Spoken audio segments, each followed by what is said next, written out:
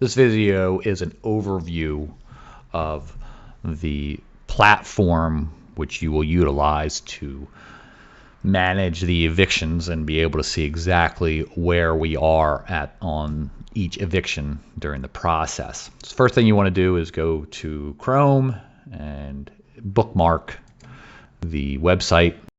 That'll take you to the landing page. You'll log in and it'll take you to your home page.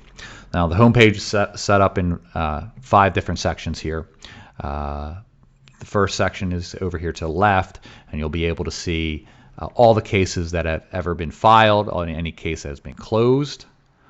You'll be able to click on each of these cases to see what happened, where it was dismissed, and at what point.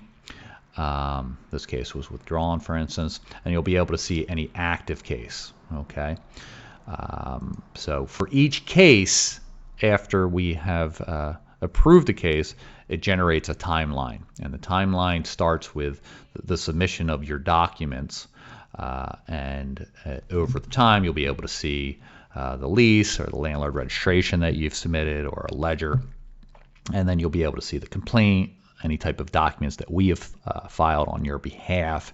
You'll be able to see when we've submitted the documents. You'll see when the case was filed with the court. You'll be able to see the LT number. You'll be able to see the date of the case management. You'll be able to see the date of the trial. You'll be able to see if there was a consent order entered. You'll be able to click here and see the, for instance, the consent order. This person said they would leave by September 1st. And then finally, you'll be able to see the warrant, when the warrant was issued. Each case has their own timeline that you can watch and play along with at home. The other section is the bottom section here is your turn-ins, and these are turn-ins that you've submitted that we're waiting for our firm to review. Once we've reviewed it and created the complaint, you'll get a notification, and the notification will say, okay, you have to do something on your end. In this instance, what you'll do is you'll look at the complaint, you'll click here, and that will take you to the complaint. You'll review it, make sure all the information's correct, say, yep, okay. You don't have to worry about adding up the numbers. The numbers are automatically added by the system. The numbers will be, unless these numbers have changed for some reason, you're good to go there. So you can review it, okay, hit close if that's okay.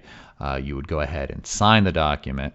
If there was an issue, you would hit dispute, and you would say, you would hit dispute, and then you would type in the reason here, and we'd get a notice saying that the tenant paid $500, something like that, and then you'd hit save, and that would go back to our firm, and we'd get notification, and we'd have to change the complaint and send it back to you.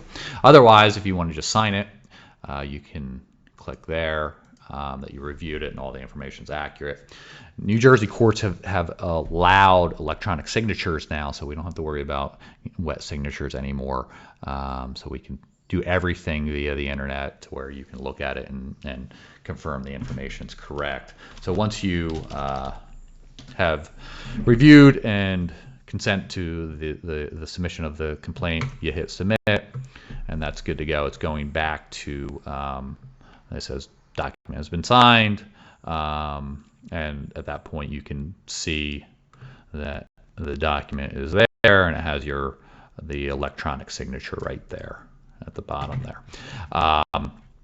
After the attorney has reviewed it and submitted the information, these will turn green as we go through the process. So once we submit the Fair Debt Collection Letter and file it with the court, they will populate. Which brings us to this other section here. This is cases requiring action. This is the section of the home screen that you'll go to, that you'll look at, and you'll, okay, what do I need to do as far as the property manager on my end of what I do? So when a case management, for instance, is coming up for David Smith here.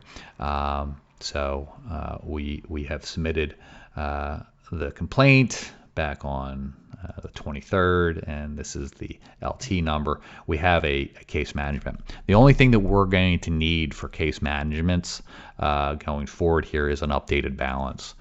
So we can just update the balance here and save it to the system,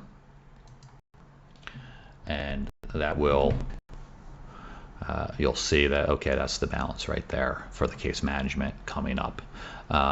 So you've done your work. That's the only thing you have to do for case management. We do not need ledgers. For trials, as you can see here, we're going to need you to update a ledger. We are going to need you to update it because we're going to have to file that with the court prior to trial.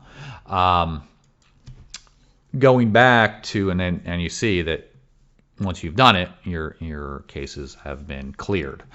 Third section here would be updated trials coming up, and that would be so you know the date and the time of when a trial's coming up. You'll be able to see it right there. The only other thing I'd like to go over is as far as the cases are that you can see all the information here. And if you ever along the line want to dismiss a case, you can just click here and that will dismiss, and you can just go, okay, why are we dismissing? Tenant paid in full.